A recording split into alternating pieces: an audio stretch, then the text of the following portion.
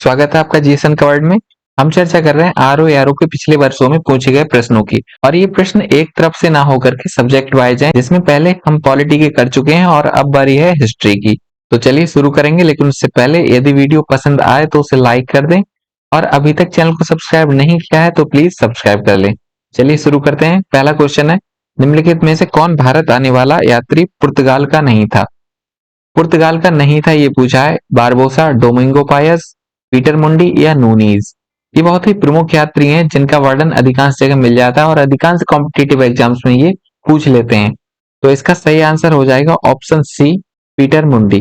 Peter मुंडी ये आया था शाहजहां के टाइम में, मुगल सम्राट शाहजहां के टाइम में, और ये था ब्रिटेन का, अर्थात एक ब्रिटिश व्यापारी था। इसके अलावा जो अन्य तीन हैं, बारबोसा, डोमिंगो पायस और नूनीज, ये तीनों पुर्तगाल के हैं और ये आए थे विजयनगर साम्राज्य में। कृष्णदेवराय के टाइम आए थे ये दोनों लोग, डोमिंगो पायस और बारबोसा। इसके अलावा नूनीज आया था अच्युत देवराय के टाइम। तो सही आंसर ऑप्शन सी हो जाएगा, पीटर मुंडी। अगला क्वेश्चन है, मुगल बादशाह द्वारा नियुक्त बंगाल का अंतिम सूबेदार कौन था?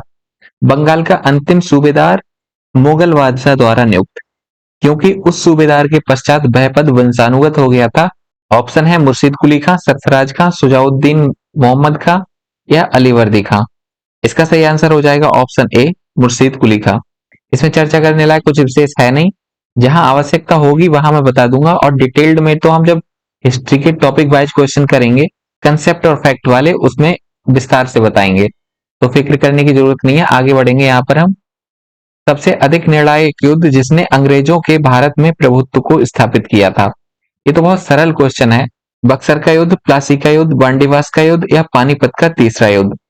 सबसे अधिक निर्णायक युद्ध पूछा है जिसने भारत में अंग्रेजों का प्रभुत्व स्थापित किया था। तो इसका सही आंसर ऑप्शन ए ही हो जाएगा, बक्सर का युद्ध। ये हुआ था अक्टूबर 1764 में, और इस युद्ध के पश्चात संधि हुई थी, इलाहाबाद की संधि। इतना आपको ध्यान होना चाहिए, इलाहाबाद की संधि। और ये संधि दो तरह से हुई थी, अर्थात दो लोगों से की गई थी, जिसमें एक मुगल बादशाह था शाह आलम सेकंड, और इसके अलावा अवध का नवाब था शुजाउद्दौला। तो शाह आलम और शुजाउद्दौला की मध्य हुई थी इलाहाबाद की संधि 1765 में। ये डेट भी याद होनी चाहिए। फिलहाल बक्सर का युद्ध निर्णायक युद्ध था। अगला क्वेश्चन है, प्लासी का युद्ध लड़ा गया था वर्ष 1961 में, वर्ष 1957 में, वर्ष 1960 में या वर्ष 1967 में? सही आंसर हो जाएगा इसका ऑप्शन बी, 1757 में। इससे संबंधित कुछ फैक्ट और पूछ लेता है कि ये किस नदी के किनारे लड़ा गया था। ये आपको पता होना चाहिए। कमेंट बॉक्स में बताएंगे किस नदी के किनारे लड़ा गया था प्लासी का युद्ध। 1757 इसकी डेट है। इसके पश्चात होता है बक्सर का युद्ध, जो सर्वाधिक निर्णायक था। आगे बढ़ेंगे। निम्नलिखित में से किस एक शासक ने ईस्ट इंडिया कंपनी को दीवानी प्रदान की थी? दीवानी का मतलब होता है राजस्व अधिकार। राजस्व अधिकार किसने प्रदान किए थे कंपनी को? फर्रुखशियर, शाह आलम प्रथम, शाह आलम द्वितीय या सुजाउद्दौला?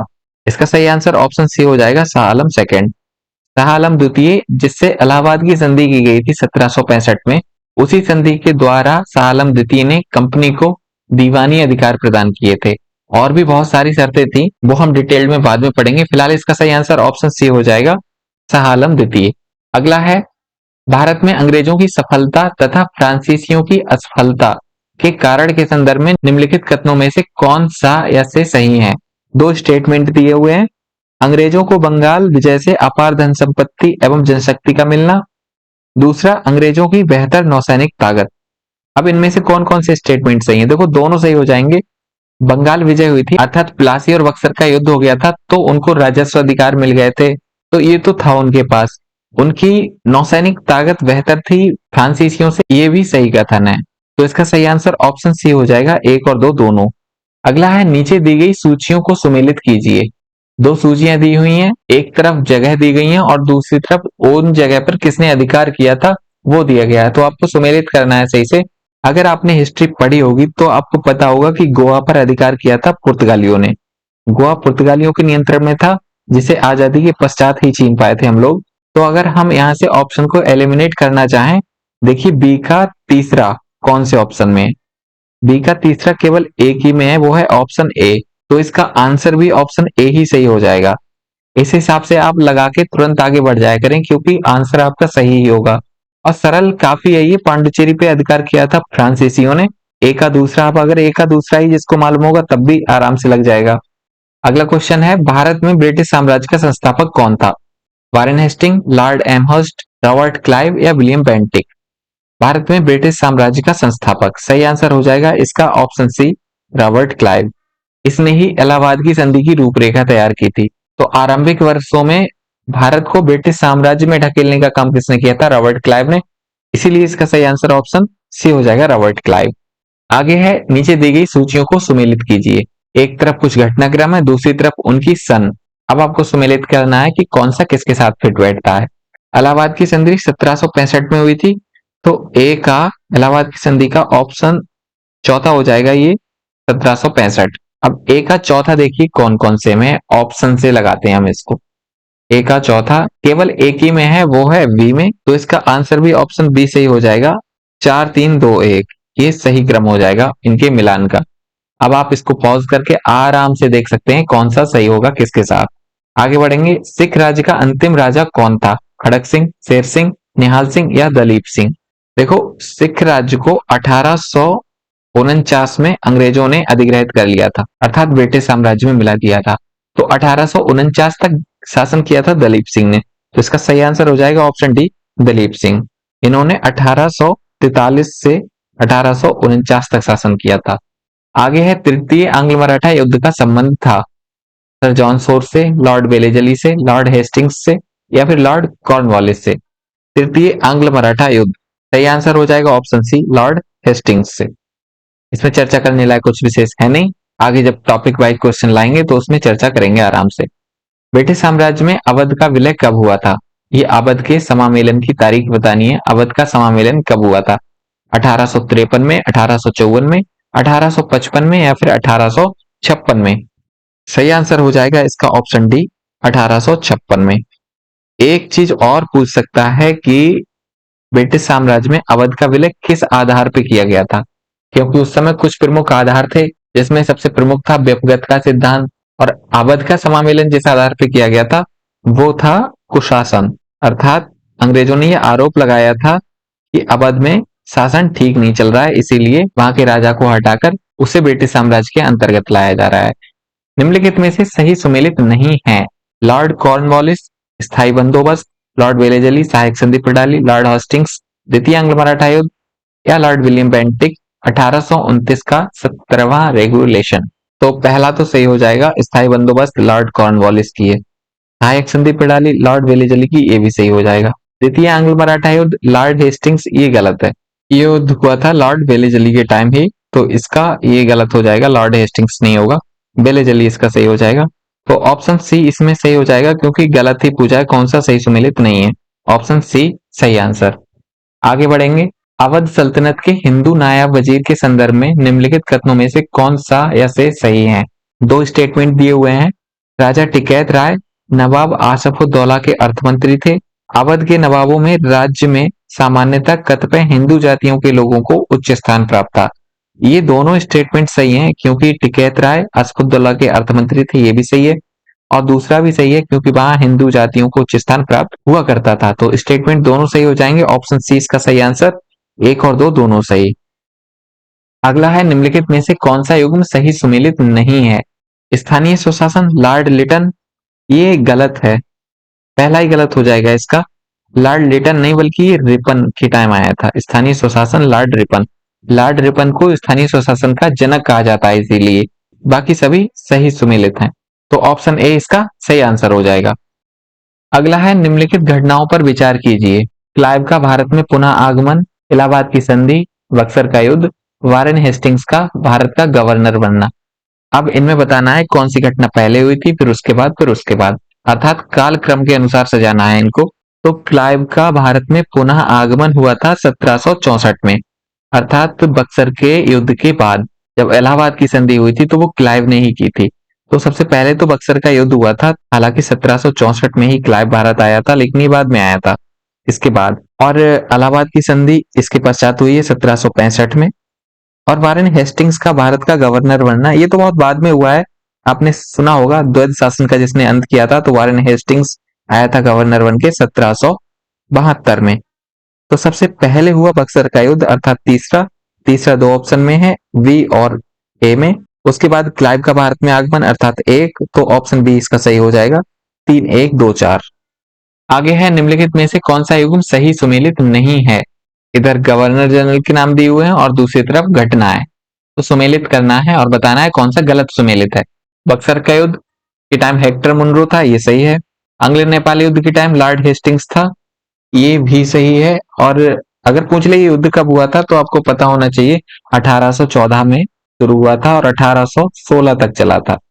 बक्सर का युद्ध बता चुके हैं 1764 में हुआ था। चतुर्थ आंग्ल मैसूर युद्ध जो 1798 में हुआ था और 99 तक चला, और ये बेलेजली के समय हुआ था, ये भी सही है। तृतीय आंग्ल मराठा युद्ध जो 1817 में होता है और 19 तक चलता है, ये लॉर्ड हेस्टिंग्स के टाइम हुआ था, लॉर्ड हेस्टिंग्स के टाइम। इसीलिए ऑप्शन डी इसका सही हो जाएगा, लॉर्ड कॉर्नवालिस। ये गलत सुमेलित है, इसमें यही पूछा है कौन सा सही सुमेलित नहीं है। आगे बढ़ेंगे। निम्नलिखित में से किस गवर्नर जनरल ने भारत में दास प्रथा को समाप्त किया था। Lord Cornwallis, Lord Ellenborough, Lord William Bentinck या सर जॉन शोर। ये अच्छा क्वेश्चन है, इसमें कंफ्यूजन होता है कई बार लोगों को। भारत में दास प्रथा को समाप्त किसने किया था। सबसे पहले 1833 का जो चार्टर एक्ट आया था उसमें दास प्रथा को समाप्त करने की बात कही थी। अब वो आया था विलियम बेंटिक के टाइम, लेकिन दास प्रथा समाप्त हुई नहीं थी, इसीलिए ये श्रेय जाता है लॉर्ड एलनबरो को। एलनबरो ने 1843 में एक्ट 5 के तहत दास प्रथा को समाप्त किया था। इसीलिए इसका सही आंसर ऑप्शन बी हो जाएगा, लॉर्ड एलनबरो। आगे नीचे दो सूचियां दी गई हैं, इनको सही रूप से सुमेलित करना है। द्वितीय आंग्ल मैसूर युद्ध कब हुआ था, 1780 से लेकर 84 के दौरान। तो ए का दूसरा। अब ए का दूसरा देखिए कौन कौन से ऑप्शन में है, केवल एक ही ऑप्शन में है, ए में। तो इसका आंसर भी ऑप्शन ए सही हो जाएगा, 2-4-1-3। अब आप वीडियो को पॉज करके आराम से सही रूप में सुमेलित कर सकते हैं। हम आगे बढ़ेंगे फिलहाल, ताकि वीडियो लंबी ना बने। अगला क्वेश्चन है, निम्नलिखित घटनाओं पर विचार कीजिए तथा उनको कालक्रम के अनुसार व्यवस्थित कीजिए। सिक्किम का विलय, झांसी का विलय, पंजाब का विलय और बर्मा का विलय। सिक्किम का विलय कब हुआ था, ये थोड़ा कठिन है, अधिकांश लोगों को नहीं पता होता है। 1817 के आसपास इसका विलय किया गया था। झांसी का विलय सरल है, ये पता होता है अधिकांश लोगों को, 1853 में लॉर्ड डलहौजी के व्यक्तिगत के सिद्धांत के तहत। पंजाब का विलय बता चुके हैं 1849 में। अब अगर यहीं से आप लगाएंगे सबसे पहले, तो सिक्किम ही हो जाएगा ए, अर्थात एक और एक है इन दो ऑप्शन में। बी और सी तो नहीं होंगे इसके ऑप्शन। दूसरे स्थान पे आएगा पंजाब अर्थात 3। अब ये है केवल एक ही ऑप्शन में, वो है ऑप्शन डी, तो डी ऑप्शन ही सही आंसर हो जाएगा इसका। आगे बढ़ेंगे। अंग्रेजों के विरुद्ध बनारस विद्रोह का नेतृत्व किसने किया था। ये बहुत ही फेमस विद्रोह है, हालांकि चर्चा में बहुत कम रहता है, लेकिन प्रमुख है। और इस विद्रोह का नेतृत्व कर रहे थे जो काशी के राजा थे, राजा चेत सिंह, वो। तो सही आंसर ऑप्शन सी हो जाएगा इसका, राजा चेत सिंह।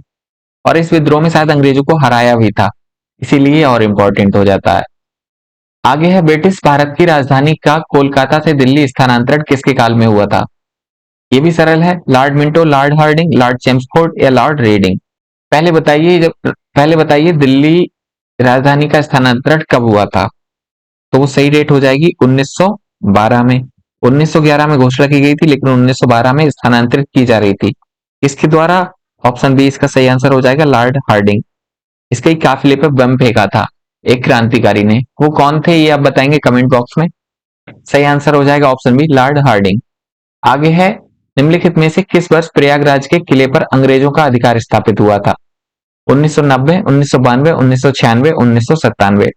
ये कुछ ऐसे क्वेश्चन जानबूझ के एग्जाम में रखे जाते हैं जो अधिकांश लोगों को पता नहीं होते हैं। उसे देख के लगता है कि ये टफ है, मोरल गिराने के लिए दरअसल। लेकिन यहाँ मोरल नहीं गिराना है, सही आंसर बताना है। सही आंसर हो जाएगा ऑप्शन डी, 1797। चर्चा करने लायक कुछ विशेष है नहीं इसमें, आगे बढ़ेंगे। अंग्रेजों ने रैयतवाड़ी बंदोबस्त कहाँ लागू किया था। Bengal presidency, Madras presidency, Bombay presidency या मद्रास और बंबई प्रेसिडेंसी। सही आंसर ऑप्शन डी हो जाएगा, मद्रास और बंबई में रैयतवाड़ी व्यवस्था लागू की गई थी। रैयतवाड़ी के अलावा महालवाड़ी भी थी और एक स्थायी बंदोबस्त भी थी, उनकी चर्चा हम बाद में करेंगे। फिलहाल इसका सही आंसर ऑप्शन डी हो जाएगा, बंबई और मद्रास में।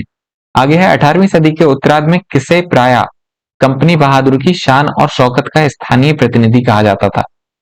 कोतवाल को, दरोगा को, अमला को या फिर जमींदार को?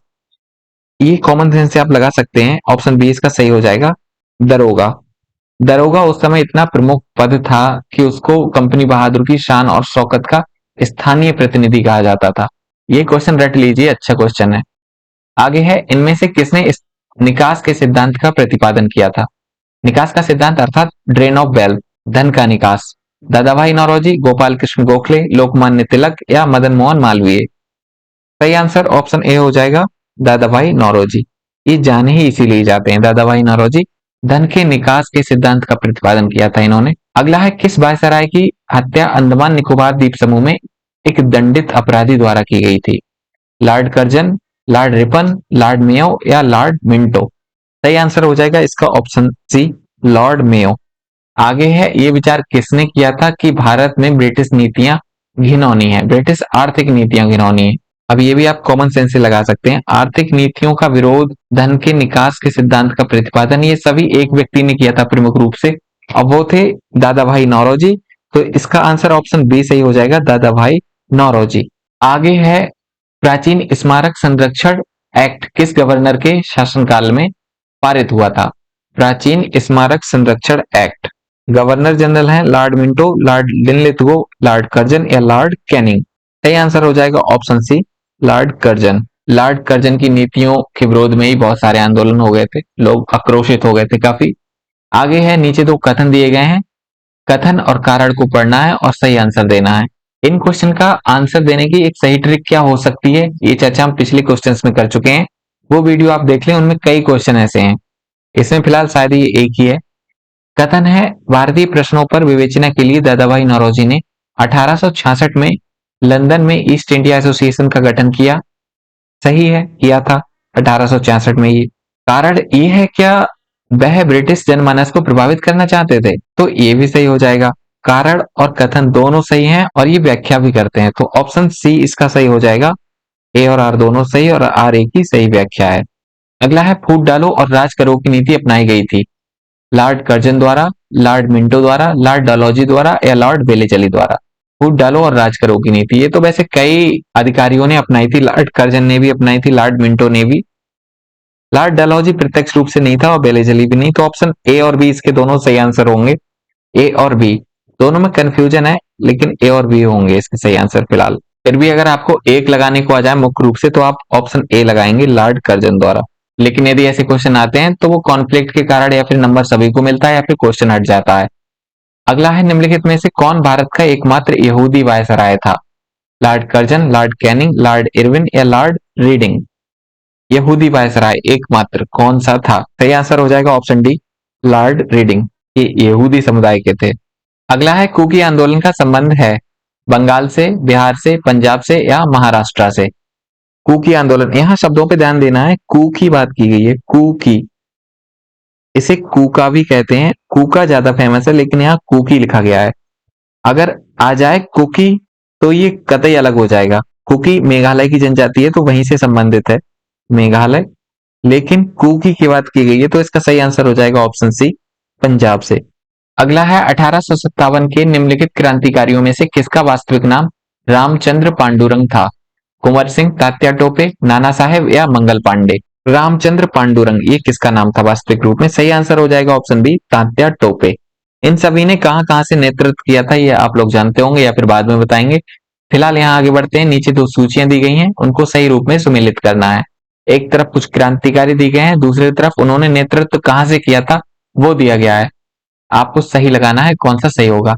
नाना साहेब ने कानपुर से नेतृत्व किया था, जानते होंगे लोग। ए का दूसरा, अब ए का दूसरा दो ऑप्शंस में दिया है, तो दो तो हट जाते हैं, ए और बी। अब या फिर सी होगा या डी होगा।